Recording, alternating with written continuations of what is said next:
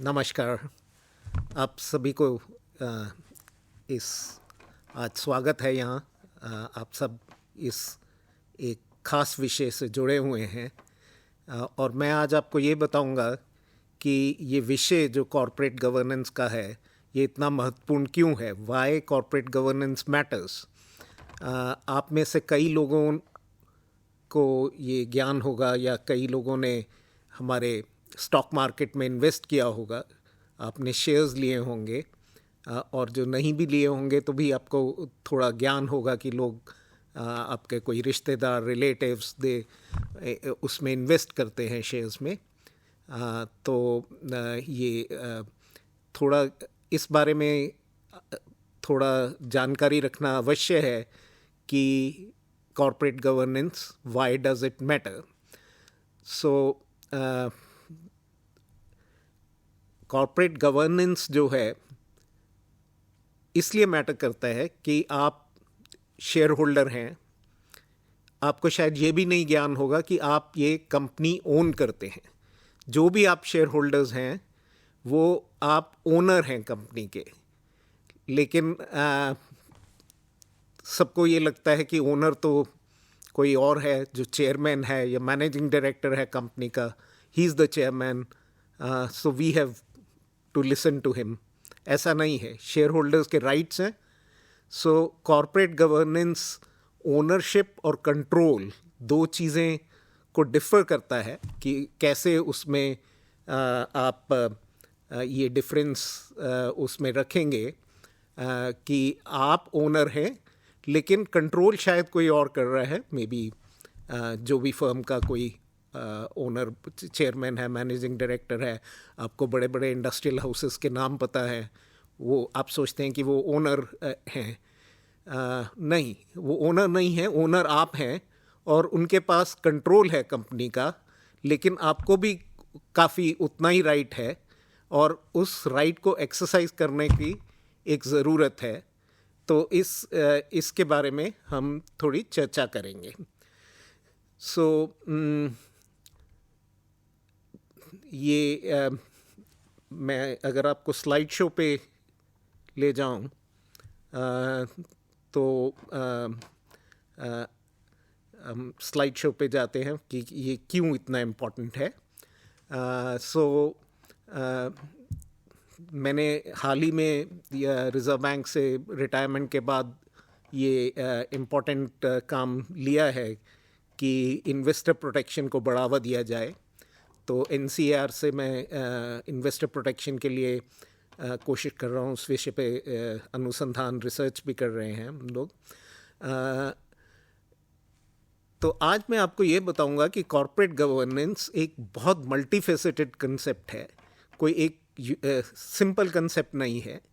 लेकिन एक simple way में यही समझना है कि कॉरपोरेट गवर्नेंस ये है कि आपके शेयर होल्डर के जो राइट्स हैं, उनके जो इंटरेस्ट हैं, उसको प्रोटेक्ट करा जा सके।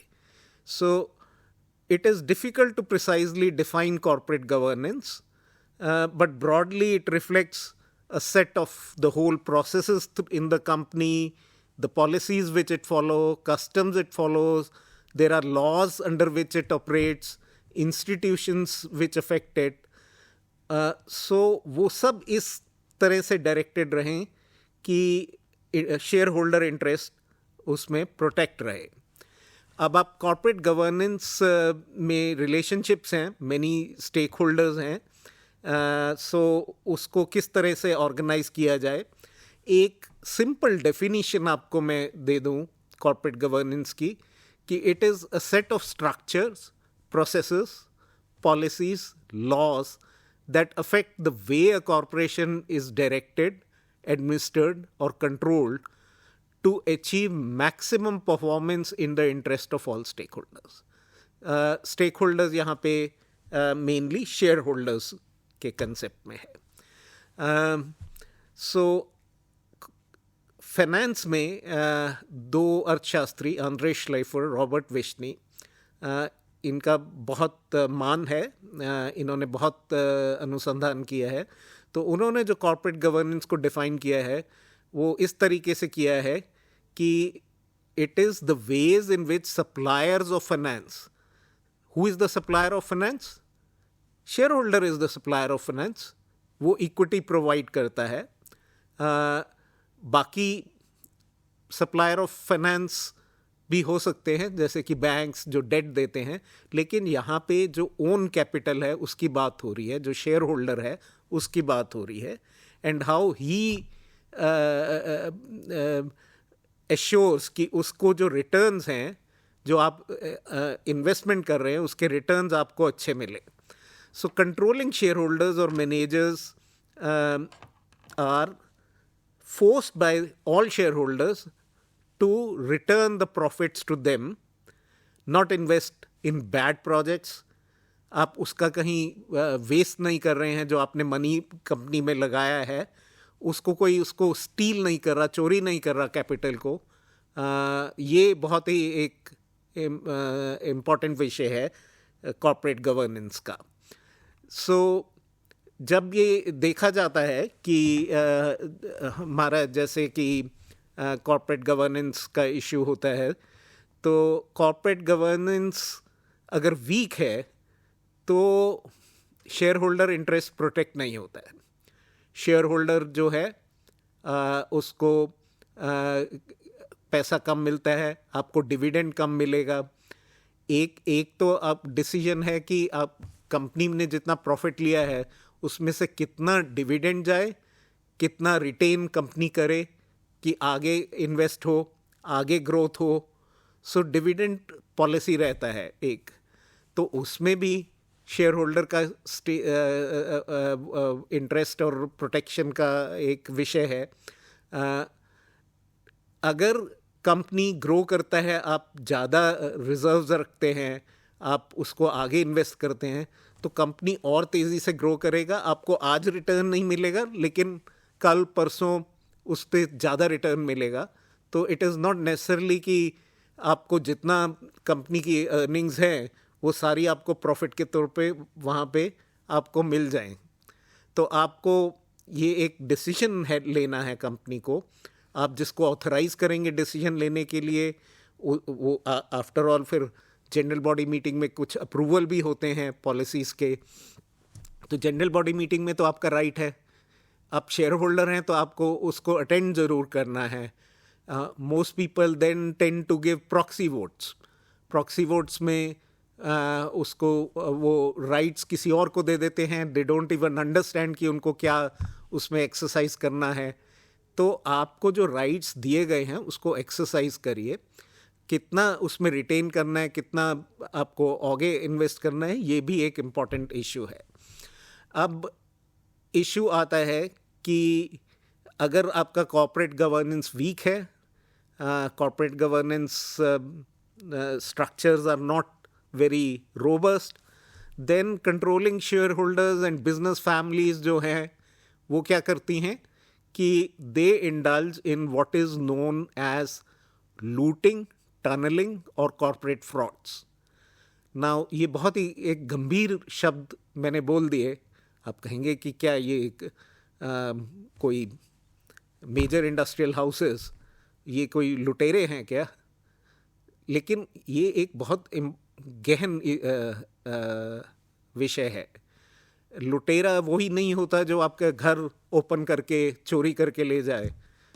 लुटेरा कैन बी जो जिसको राइट है प्रॉफिट का, आप ओनर हैं कंपनी के, आपको मालूम भी नहीं पड़ेगा और आपका मनी वहाँ से साइफन ऑफ होके कहीं और चले जाएगा. तो ऐसा क्या कॉर्पोरेट स्ट्रक्चर रखें कि ऐसा ना हो, ये बहुत इम्पॉर्टेंट है. और मैं आपको थोड़ा सा इस विषय में धीरे धीरे बताता रहूँगा कि ये क्या कंसेप्ट है लूटिंग टनलिंग का. तो जैसे टनलिंग है, ये टनलिंग जो है ये ऐसा है कि एक कंसेप्ट है कि आप अनएथिकल प्रैक्टिसेस करते हैं. और ये श्लाइफर, सेलिना फ्रांसिस्को श्लाइफर, एंड्रे, इन सब ने एक अमेरिकन इकोनॉमिक रिव्यू जो अर्थशास्त्री है उनको मालूम होगा कि ये वर्ल्ड का टॉप मोस्ट जर्नल एक तरह से है, और उसमें उन्होंने एक ये कंसेप्ट लिखा कि शेयर होल्डर्स जो हैं उनके जो एसेट्स हैं या उनकी जो सिक्योरिटीज़ हैं या उनका जो कैश है वो किसी तरह से ये जो ओनर्स ऑफ द कंपनी है उसको निकाल के वो अपने फ़ायदे के लिए यूज़ कर लेते हैं। वो अपने बिजनेसेस और फैमिली बिजनेसेस में लगा देते हैं, रिलेटेड कंपनीज में लगा देते हैं, या वहाँ से किसी और तरीके से उसका लूट कर लेते हैं। So that is how the thing is. So ये आपका जो कैश फ्लो है, जो कैश ऑन द बुक्स है या बैंक्स के पास पैसा है, वहाँ से गायब हो जाता है। तो वो कैसे गायब हो जाता है कि आपने मान लो आप इनपुट्स दे रहे हैं जो प्रोडक्शन में काम आते हैं, तो आप कंट्रोलिंग शेयर होल्डर हैं। आपकी एक कंपनी आपको इनपुट्स दे रही है दूसरी कंपनी को, और वो बड़ी एक एब्सर्ड प्राइस पे दे रही है, बहुत ऊंची कीमत पे दे रही है। तो आपको रिटर्न मिल गया, वो रिटर्न आपने फैमिली बिजनेस में लगा दिया, तो उस तरीके से पैसा निकल गया। या आपने आउटपुट बेच दिया किसी और कंपनी को बहुत कम दामों में, प्राइसेस में। तो एक शेयर होल्डर को ये समझना है कि ये सब देखता रहे कि कंपनी में ऐसा कोई माल प्रैक्टिसेस नहीं हो रहा। तो उसके लिए एक छोटे से शेयर होल्डर के लिए संभव नहीं है, लेकिन ऐसा कॉर्पोरेट स्ट्रक्चर बनाए, ऐसा उसका जो मैनेजमेंट है उस पर एक लगाम रखी जाए कि वो सब इसको आराम से देख पाएँ कि ऐसी माल प्रैक्टिसेस नहीं है। सो कैश फ्लो ही नहीं, आपका एसेट्स की टनलिंग हो सकती है। So under price cell of assets, और so that's to some other companies that is also similar to that, to take off the siphon of the money. So ये चीज़ें देखनी है। और इक्विटी आपका जो है, फर्म जब इक्विटीज़ अलग अलग तरीके से ट्रांसफ़र कर देती है, इक्विटीज़ कोई एक्वायर कर लेता है कंपनी में स्टेक, कोई सेल ऑफ कर देता है। सो ये जो ट्रांजैक्शन हैं ये क्या मार्केट प्राइस पे हो रहे हैं या इससे प्रॉफिट एक दूसरे को ट्रांसफ़र किया जा रहा है। सो ये एक विषय पे बहुत गंभीरता से देखा जाता है। हमारे रेगुलेटर हैं सेबी जो है, तो सेबी इसको बहुत क्लोजली देखता है कि किस प्राइसिंग पे आपका आईपीओ जा रहा है, या आप किस प्राइसिंग पे आप बेचे या खरीदे हैं, आर दे मार्केट प्राइसेस या ऑफ मार्केट ट्रांजैक्शंस। सो उसको एक रुकवाया जाता है। Corporate frauds is another issue. So corporate frauds जो हैं, टनलिंग, लूटिंग भी फ्रॉड है। सो फ्रॉड्स में भी आप उसको जो कई बिलिंग्स में भी आप फ्रॉडुलेंट बिलिंग्स कर सकते हैं, ये वो, तो उसको भी एक रोकना है। तो अब अगर आप देखें कि ये सब क्यों इतना इम्पोर्टेंट है, एक तो obviously frauds means share holder पूरी वैल्यू लूज कर सकता है, लेकिन एक ऑर्डिनरी कोर्स में कंपनी जिसकी कॉर्पोरेट गवर्नेंस अच्छी है उसका शेयर प्राइस ज़्यादा रहता है कंपेयर टू कंपनी जिसकी कॉर्पोरेट गवर्नेंस वीक है, बिकॉज मार्केट में जो इन्वेस्ट कर रहा है वो सब देखते रहते हैं, they all see what is the fair price of a share. The fair price of a share is present discounted value of all future incomes from the company, and a company which has good corporate governance will have better income streams in future. A company which has weak corporate governance will have bad income streams from those things. And therefore, अब जैसे एक QNet एटाल का study था 1500 companies S&P firms का, उन्होंने देखा कि जिन जिन जैसे एजीएम में अगर कॉर्पोरेट गवर्नेंस के लिए कुछ रेजोल्यूशन पास हुआ है तो उससे जो रिटर्न है 1.3%, 1.3% हायर हो जाता है. Equity goes up on the day of the vote on an average. So good corporate governance is rewarded by stock markets. Bad corporate governance is sort of penalized. So there are some other studies also जिसने यही इसी ढंग की findings की हैं. और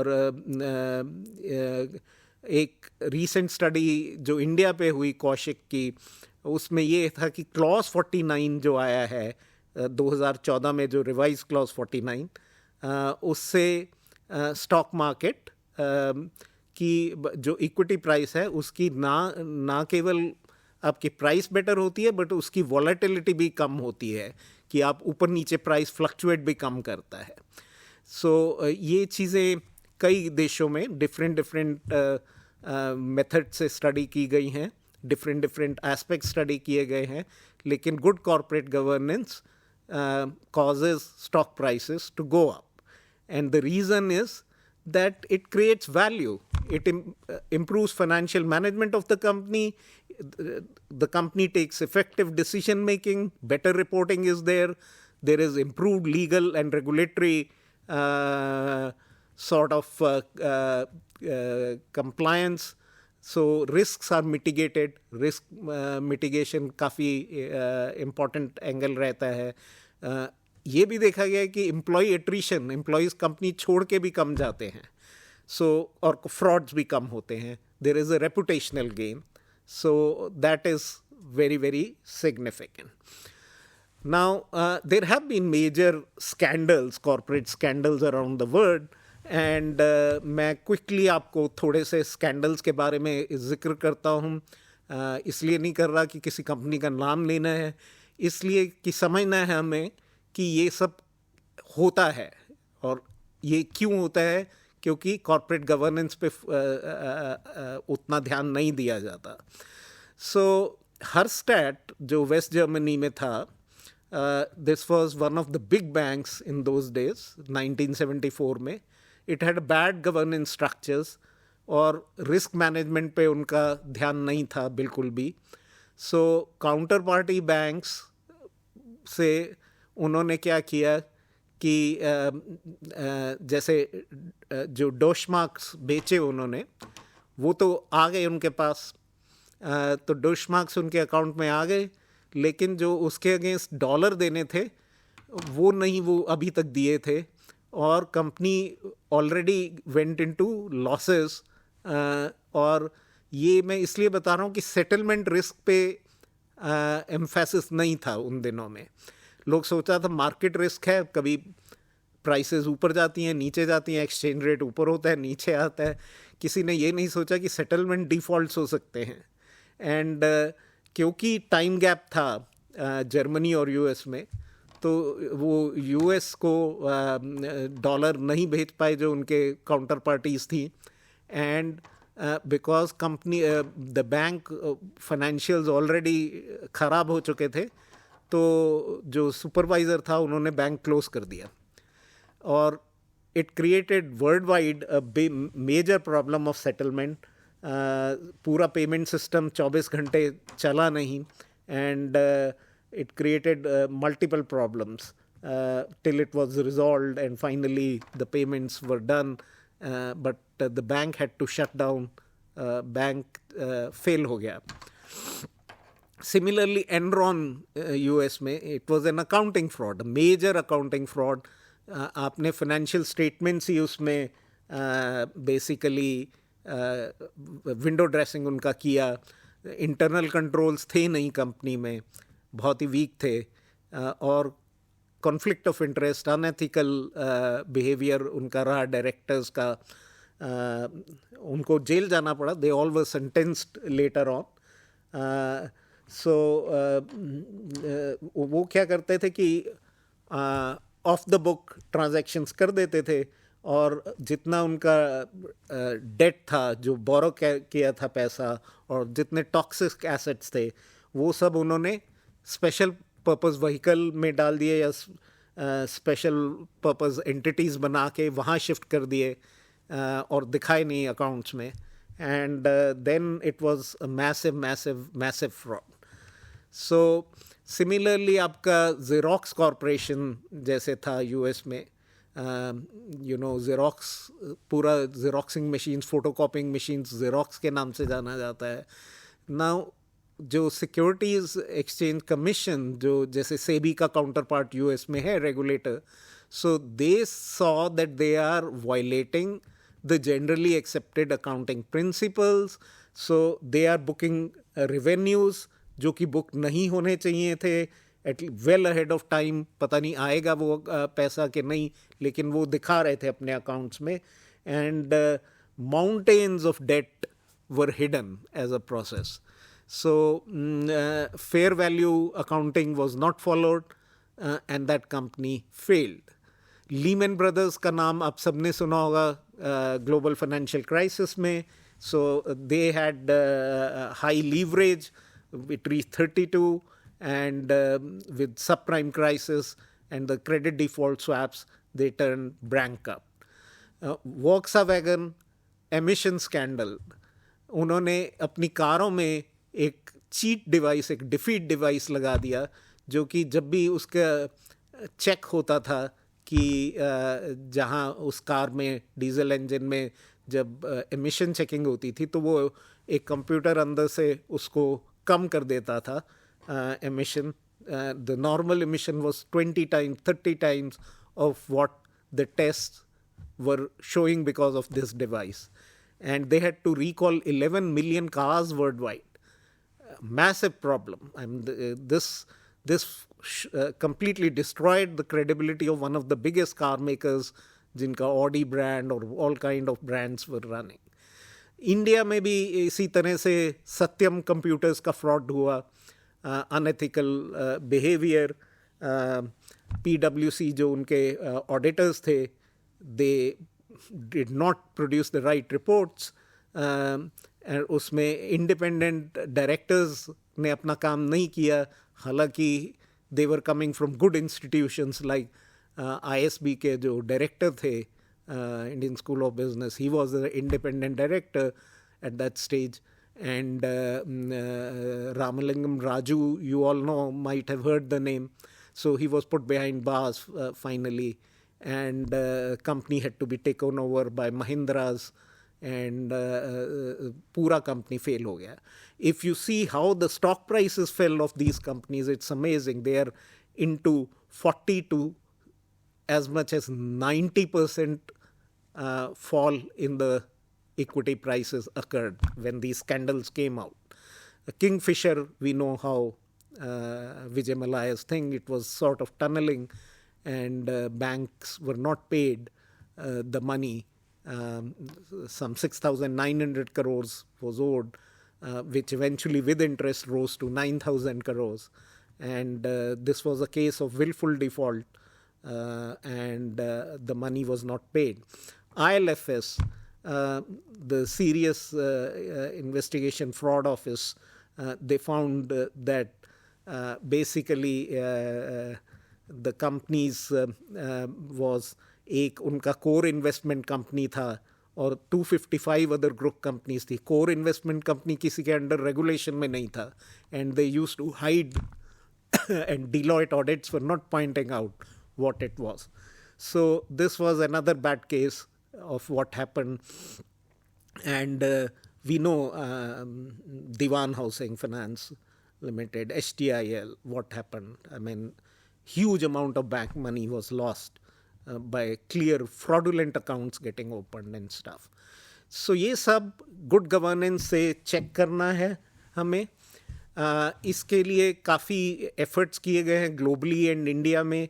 मैं समय की कमी होने से मैं ज़्यादा आपको इस विषय में नहीं बताऊंगा. कैडबरी रिपोर्ट थी, उसमें काफ़ी एफर्ट्स किए गए. आप इन सबको पढ़िए इसके बारे में. सार्बनेस-ऑक्सले एक्ट, सॉक्स जिसको कॉमनली जाना जाता है, So they have actually US Congress ने पास किया.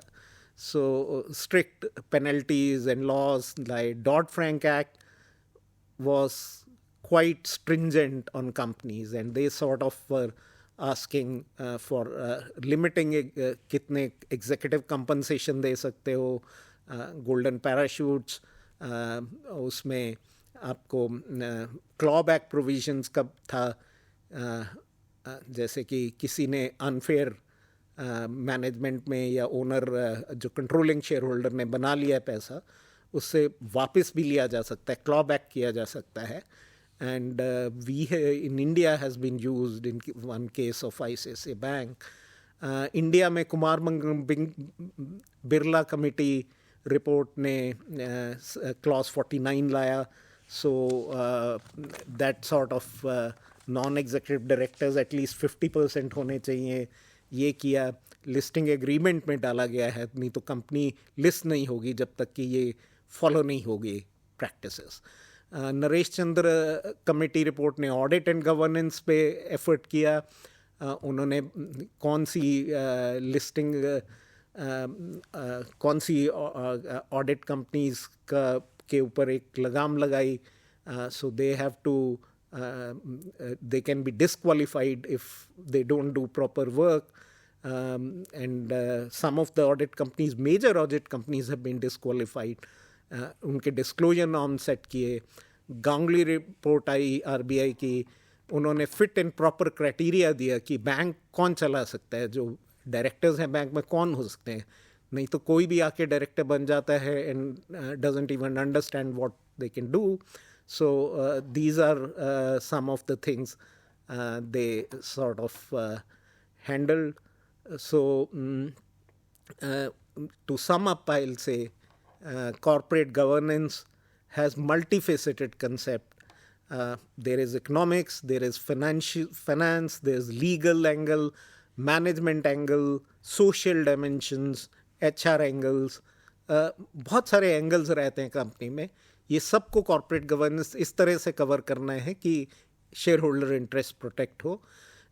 It mainly deals with setting in place mechanisms. So controlling share holder पे एक थोड़ी सी लगाम रहेगी कि माइनॉरिटी शेयर होल्डर के इंटरेस्ट को वो ध्यान में रखे. Corporate governance clearly matters to prevent looting, tunneling, so that is extremely important. And good corporate governance gives better stock prices, and therefore आपके shareholders returns improve. Frauds can be prevented. So basically the laws, regulatory prescriptions, what reports are produced, they all contribute to good corporate governance. The last line I have to say is that as shareholders, as owners of the firm, you must exercise the rights. Try to attend the AGM. Don't just submit proxy votes. Don't just let the company owners do what they want to do.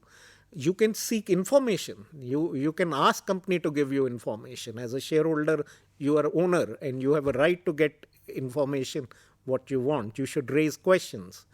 So let me sort of thank you for this hearing these aspects, and मुझे उम्मीद है कि आप इसको ध्यान में रखेंगे कि आप इन एस्पेक्ट्स को जब आप इन्वेस्टमेंट करें आप उसको देख सकें. धन्यवाद.